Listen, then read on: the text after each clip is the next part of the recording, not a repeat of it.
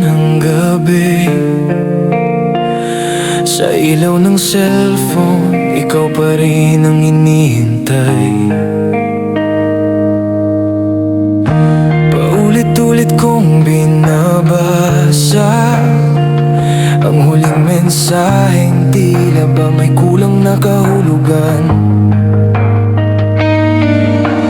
Dati ikaw ang pahinga sa gitna ng mundo kong magulo. Ngayon kahit pangalan mo, parang bawal ang banggitin sa sarili ko. Saan ba tayo nagkulang? Kailan naging tanong ang tayo? Kung dati sabay huminga, ngayon bakit parang ako na lang? Hindi na ba ako ang hanap mo? Hindi na ba ako ang tahanan mo? Bakit bawat kumusta parang paalam na agad? Hindi na ba sapat ang mahal kita? Hindi na ba ramdam kahit pilit pa? Kung may iba ka nang minamahal, sabihin mo na lang, huwag mo kong pasahin.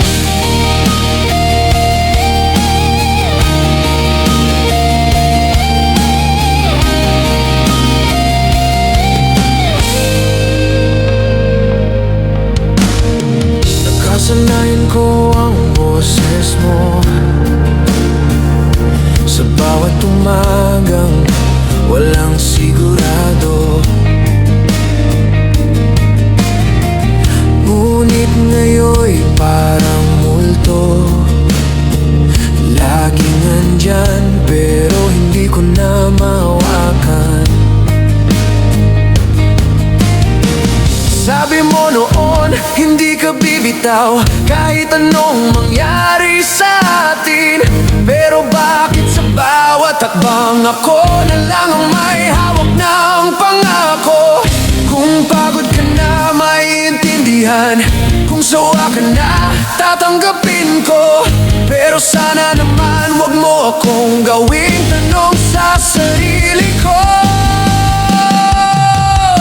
Hindi na ba ako ang mahal mo? Hindi na ba ako ang dasal mo? Bakit sa bawat yakap parang ako lang ang buo? Hindi na ba tayo ang plano mo? Hindi na ba ako ang gusto mo? Kung may iba ka nang iningatan, bitawan mo na lang ako ng buo. Kung ito na ang dulo, sana naging tapat ka. Mas masakit ang paghihintay kaysa sa totoo, kahit masakit pa. Hindi na ba talaga ako? Hindi na ba kahit minsan? Kung hindi na ako ang sagot, sana wag mo na akong tanungin pa. Hindi na ba, pero kahit masakit, salamat sa